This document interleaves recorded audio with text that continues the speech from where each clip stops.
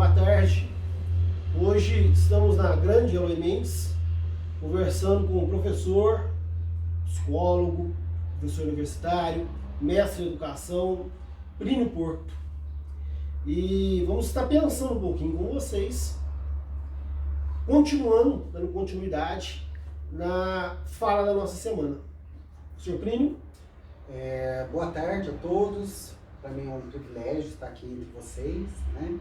Professores, agradeço muito o convite e estou aqui, né, para um bate-papo para nós podermos aí acrescentar as nossas discussões, os nossos debates e principalmente levar um pouco, né, de reflexão aos jovens, né, que estão aí na porta da universidade.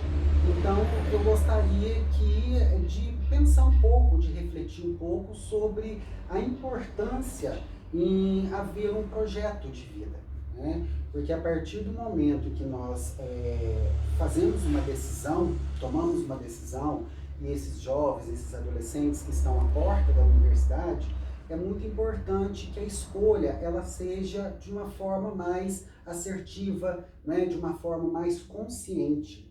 E nada mais assim certeiro, né? Mais convencional, né? Do que pensar e refletir um pouco sobre o que vem a ser esse projeto de vida, né? Porque a partir do momento que eu faço uma escolha, ela tem que vir ao encontro desse projeto de vida, né? O que ele pensa como escolha da profissão, e essa escolha ela está vindo aí a serviço de qual objetivo, né? A serviço, porque a escolha da profissão é uma vida inteira, né? Nós passamos aí muito mais anos na carreira, não é? Muito tempo no trabalho, mais do que no lazer, mais do que com a família. Então, a escolha profissional, ela tem que ser uma forma muito consciente. Então, eu convido a pensar um pouco, porque essa escolha ela tem que estar de acordo com esse projeto de vida. O que eu penso, o que eu quero, que estilo de vida que eu almejo a ter, né? E o que eu espero do futuro, né? O que eu espero da vida, para que então eu possa fazer a escolha, né? Seja, aqui nós estamos falando da profissão, né? Seja amorosa, familiar, mas principalmente aí a questão da profissão, né? Oi, boa tarde, eu sou a Andréia, estou com os mestres Boareto e Plínio, e a questão da escolha é extremamente importante na nossa vida, porque ela vai permear a nossa vida inteira. Ah, mas eu posso fazer, como o Boareto citou, outras faculdades. Nós nunca seremos os mesmos, certo? Então temos oportunidades que a gente agarra naquele momento, sim. Ah, mas e se eu não gostar? Mas e se você gostar?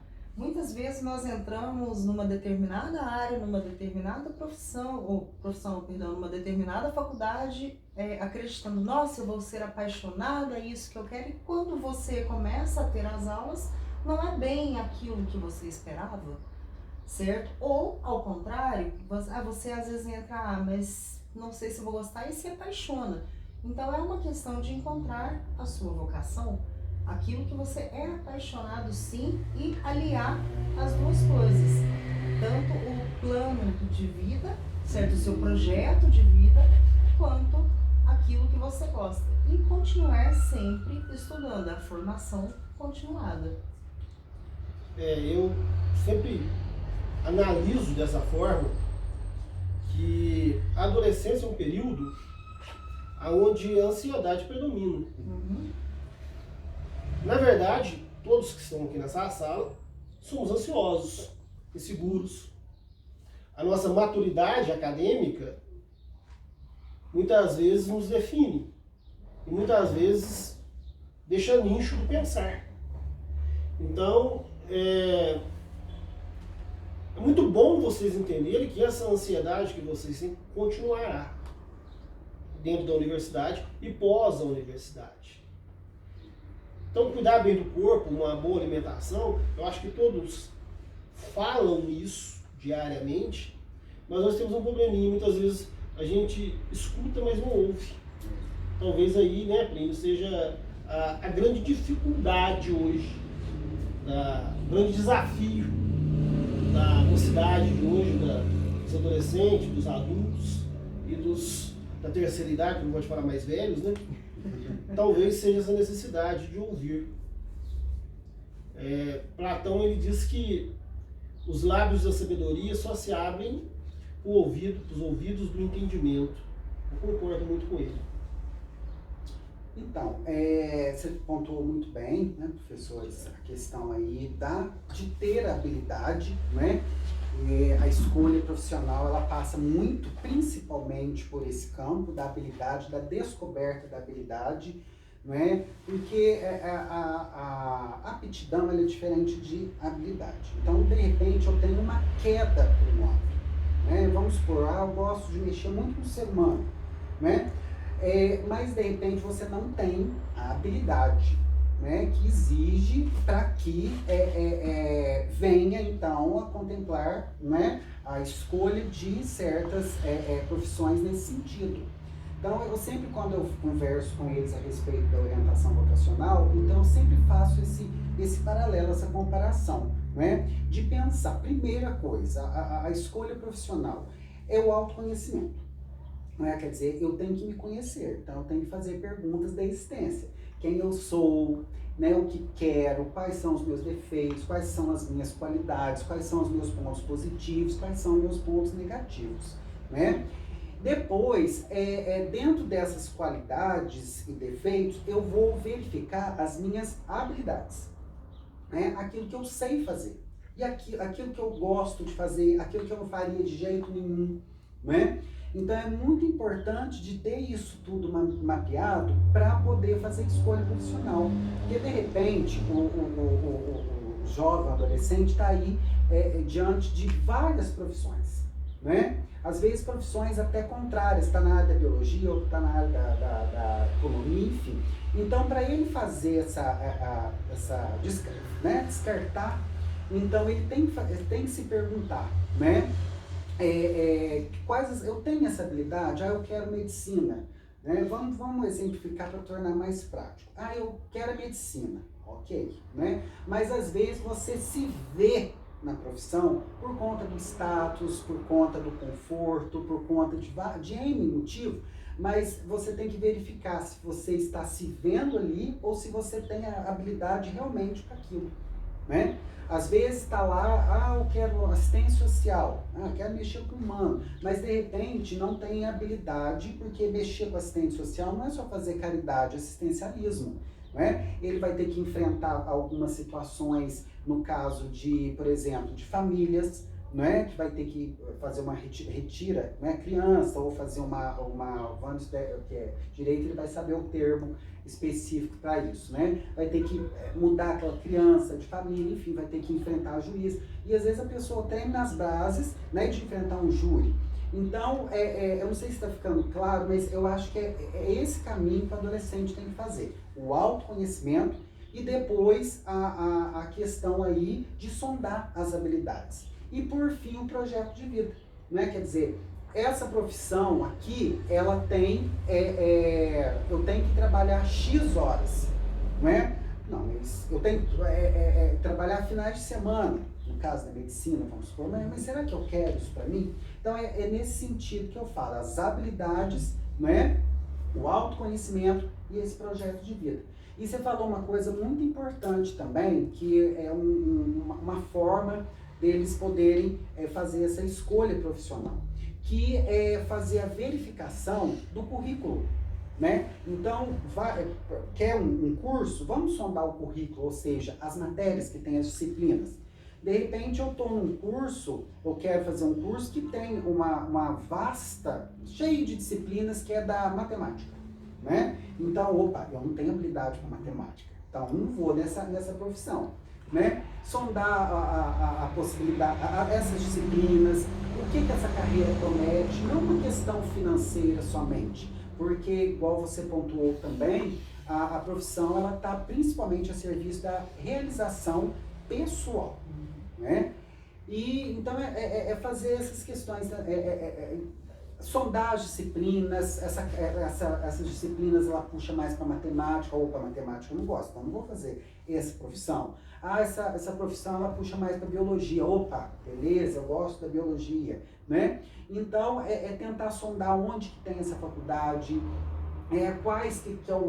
como é que é o mercado de trabalho dela, não só financeiro, mas também leques que ela abre, né? Então, por exemplo, farmácia abre um monte de leque, indústria, manipulação, ela abre também para a questão da farmácia, para o lado da cosmética. Então, eu sempre aconselho a fazer essas tomadas de decisões assim logo de início. Eu acho que ajuda bem, né? Ajuda. Quando a gente começa a ver a profissão a faculdade que a gente quer, a gente tem que olhar onde eu vou trabalhar. Qual é de acordo com o curso, justamente o que o Plínio falou. Qual é a possibilidade no mercado de trabalho, certo? Essa faculdade vou ter que ser professor? Não, é um prazer ser professor, eu sou apaixonada na profissão. Ah, mas vai me abrir outras possibilidades, certo? Então, isso é extremamente importante a gente olhar, porque às vezes a gente acredita, não, essa profissão, essa faculdade, eu vou trabalhar nessa área. E muitas vezes não é de imediato naquela área que você sonha em trabalhar. Você precisa de mais formação, uma formação mais ampla para poder atingir o seu objetivo. E aí é que entra o seu projeto de vida. Como você vai atingir o objetivo que você sonha na sua vida, que você está estipulando. E é extremamente prazeroso a gente conquistar as metas. Sim, grandes, mas uma de cada vez. Primeiro as pequenas para atingir as grandes. Aí entra no que o professor Wanderson mencionou, não é? A ansiedade ela faz parte de todo o processo, medo faz parte de todo o processo, todos nós temos, né? E nós que somos professores aqui, já tem uma certa vasta experiência. Toda primeira dia de aula, toda sala, parece que é a primeira vez que nós estamos entrando. Exato. Né? E também, você falou aí, essa questão também de a entrada na universidade. Agora nós vamos passar para a questão da entrada, né? É muito importante que se tenha uma rotina, uma organização, o esforço, a persistência, a formação continuada, né? E, assim, tem em mente que o professor, ele é um facilitador, não é? Mas quem é o autor é o próprio aluno. Então, se ele tem uma dificuldade numa certa disciplina, ele tem que correr atrás. Os dias dentro da biblioteca, né? Os vídeos do YouTube, ele vai ter que ter essa certa autonomia. Estratégia é muito importante, né? Você falou também da questão do corpo. É muito importante isso, né? A aprendizagem, né? A neuropsicologia, ela vai falar que o sono, a alimentação é muito importante, né? Então, assim, não colocar o corpo, né? A trabalho, por exemplo, ficar dias sem dormir, né? As festas, elas têm que ser bem diminuídas, não somente por conta do corpo, mas também pela a dedicação aos estudos. Então você vai ter que renunciar a muitas coisas em prol aquilo que você se propôs a fazer, né? Aquilo que você propôs a ter como meta, que é o estudo, né? Então hoje eu vi uma frase, uma colocação, né, interessante, até o do professor Leandro Carnal. Ele falou, né, que às vezes a gente fica não querendo estudar, fazendo corpo mole, na questão da universidade. Ele vai falar, criticando os nerds, né? Ele falou assim, cuidado, que às vezes você tá evitando ficar o nerd, cuidado, porque esse nerd um dia pode ser seu patrão, né? Então, ter metas, ter estratégias, mediar um pouco as festas, lógico que você não vai deixar de ir, mas não ficar muito, não é, nessa questão de festa, porque coloca o corpo, né, a muitas horas, a exposição de muitos riscos, enfim, o uso de bebidas e outras questões mais, e também foge desse foco. Então é muito importante que tenha esse foco. É muito importante que também a formação continuada, é muito importante que o aluno estuda, que o aluno ele não precisa ser o primeiro da sala, né? Ele não precisa reproduzir o professor, né? Ele tem que conhecer o conhecimento, né? Para se colocar esse conhecimento a serviço do ser humano depois, né? De uma forma mais ética, de uma forma mais humana. O que eu posso contribuir com aquilo que eu tenho diante do mundo que eu vivo, do coletivo, né? E diante desse sofrimento humano, né? Então nós temos aí que a possibilidade dele ler aquilo que está ao seu redor. E isso vai muita dedicação, muita renúncia, pensar eu não sou todo mundo, mas fulano tem, fulano vai, eu não vou, eu não sou todo mundo, né? Quer dizer, eu não preciso estar integrado no todo mundo, né? Eu tenho que estar ligado às minhas estratégias, às minhas metas, ao meu esforço. E também outra coisa, por último, né, que agora eu vou deixar vocês falar um pouquinho, né, de pensar que nós não podemos ser os melhores, mas nós não podemos perder as oportunidades. Né? Então, às vezes, ficamos com medo de enfrentar uma situação, eu não sirvo, eu não vou, não é para mim. Então, assim, ter também esse cuidado de mediar essa insegurança, é não perder as oportunidades. E também perceber que as coisas acontecem de uma forma gradual. Né? Eu vejo assim, muita ansiedade dos jovens hoje, eles querem um emprego e se sentem frustrados se eles não chegarem ao cargo de chefia, né? De uma forma rápida. Eles têm sim em mãos a tecnologia, eles têm a favor, né, essa questão competitiva e tal.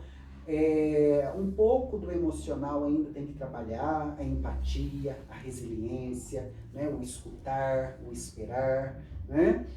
E também tem que mediar essa ansiedade de querer estar no topo muito rápido. E muitas vezes não vai acontecer isso, vai demorar anos, mas não significa que ele seja o pior ou que ele esteja aí na periferia da situação, né? Que seja menos privilegiado. Né? Você fez eu pensar em duas colocações. O Jung, ele diz que nós devemos perder nosso coração todos os dias, para passar o dia procurando o nosso coração, enquanto a gente encontra. Quando nós encontramos o nosso coração, nós encontramos aquele tesouro que muitas vezes nós temos e não damos valor. Que é a capacidade, é a visão, né? Os sentidos. E uma outra é de Confúcio. Confúcio diz que a criança tem que aprender 3 coisas. Eu digo criança, eu digo adulto, o velho, quer dizer, acho que todas as camadas devem aprender com Confúcio. Ele diz que as 3 grandes coisas que a pessoa tem que aprender é rezar, a varrer o chão e abrir porta. Porque quando eu rezo, eu entendo que existe um superior, seja Deus, seja uma força, seja uma chefia, mas sempre vai ter uma força superior. Quando eu varro o chão, eu entendo que eu vim do pó e do pó voltarei. Não é? E a higiene, a limpeza, não é só a limpeza física, mas a limpeza do caráter, a limpeza da dignidade.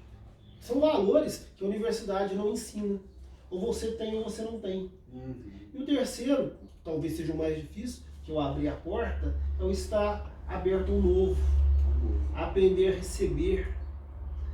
Muitas vezes nós perdemos oportunidades porque não recebemos o novo, não aceitamos o novo. Como você é especialista nessa área, você queria ouvir um pouquinho sobre isso. Então, pessoal, muita discussão nesses tempos aí da pandemia, né? Uns falam novo normal, novo real, né? Então, uma das competências, eles falam que existem certas competências tecnológicas, emocionais e profissionais para tempos de mudança. Então, nós estamos num mundo em que está havendo uma mudança geral, né? Eles falam aí a questão do mundo disruptivo, né? Aquilo que está sendo trocado por um outro novo. E uma das principais competências é essa questão, né, de abrir-se ao novo. Né? Então eu não posso ficar naquela histeria, né, naquele pavor, o mundo está um horror e antes que era bom e agora nós estamos indo por caos, e nem ficar num saudosismo. Né? Então nós temos que abrir-se ao novo, né? Receber as aprendizagens, receber as novas informações, elaborar essas informações e pôr, não é, essas informações, essas aprendizagens em prática. Né? E a outra também é a questão da resiliência. Ou seja, o que é a resiliência? É saber lidar com as adversidades da vida, ou seja, superar o sofrimento. Então não ficar naquele muro de lamentações, mas ser forte e resiliente para dar a volta aí por cima, né? Não é ser frio, né? Não é ignorar a dor, mas é levar essa dor com você, mas sem que ela seja aí a lente que você vai ler o mundo ou dar desculpa para viver, né? Então são essas duas dentre as competências, as outras demais, né, as duas principais que nós citamos aqui. A questão de se abrir ao novo, né, se abrir ao mundo, e a questão aí da resiliência. E a empatia também, de se colocar no lugar do outro. Né? Sim. Essa questão do novo, ela é extremamente interessante porque todos os dias estamos vivendo situações novas, inesperadas. Então, se eu resistir, não, eu não quero mudar, o que vai acontecer? Não é verdade? Qual é a oportunidade que nós vamos ter? Até determinadas comidas ou experiências, eu não gosto, já experimentei. Experimente de novo. Quem garante que você é o mesmo que você era antes? Você mudou, não é verdade? E outra questão que você falou da resiliência, por que é muito interessante? Gente, muitas vezes se baseia no outro. Porque o outro é feliz, porque o outro tem tudo, porque o outro não sofre. Você não sabe o que o outro passa. O outro, sim, é um exemplo para você, talvez, ter uma certa medida, mas não para fazer a sua vida em torno daquilo, porque o outro vai na festa, porque o outro, o colega pode, eu não posso. Isso é uma coisa que a gente, um aprendizado que nós vamos ampliando na nossa vida. Sim, o outro, ele é uma medida, mas não a sua medida completa. Uma outra coisa, sinceramente, todo mundo tem problema, certo? Todo mundo. Só que tem hora não, é interessante muitas vezes você deixar o seu problema em casa, porque todos têm, e olhar o mundo de uma outra forma. Não como um problema, mas qual é a solução que você vai trazer para aquele problema. O que eu vou fazer com isso? Como eu vou lidar e como eu vou resolver. Certo? Porque sofrer, todos nós sofremos. A diferença está como nós agimos perante esse sofrimento. Cada um tem o seu drama pessoal, né? Mas a forma como você lida com esse drama, né? Não estou dizendo aqui drama porque é como se fosse algo pejorativo, né? É um drama, um sofrimento, uma angústia, uma dor. Sim. Mas a forma como você encara, como você significa, é o que manda, né? É o que importa. Então é muito importante ter essa resiliência, né? Não se trata de ser uma frieza, mas de enfrentar e de dar um outro sentido para essa dor, né? Começar a olhar ao redor, né? Os outros tipos de sofrimento. Às vezes o teu está desse tamanho para você, mas você começa a olhar o mundo de uma outra forma, outras dores, o teu fica menor, o teu, né?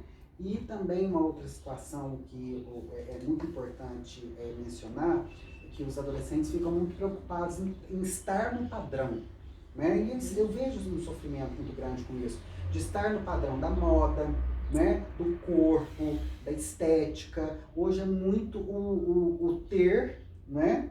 Que em detrimento, né? Ou seja, é mais importante o ter do que o ser, né? Então, assim, não precisa estar no padrão, né? Seja você, né? Você está na diversidade, você está incluso, né?